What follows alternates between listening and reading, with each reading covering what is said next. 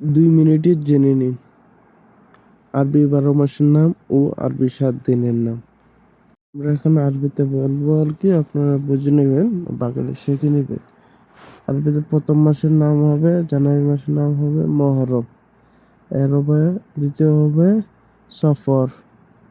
তৃতীয় নম্বর 3 নম্বর মাস হবে রবিউল আওয়াল। এর হবে রবিউল সানি। জমাদিউল আউয়াল উলা। এরপর হবে 6 নম্বর মাস হবে জমাদিউল সানি। এরপর হবে 7 নম্বর মাস হবে রজব।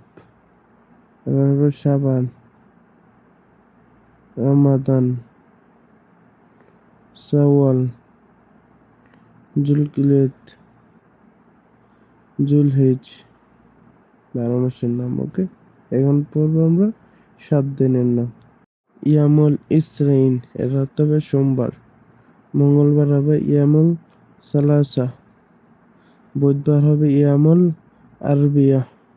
বৃহস্পতিবার হবে ইয়ামুল খামিস। শুক্রবার হবে ইয়ামুল জুমা।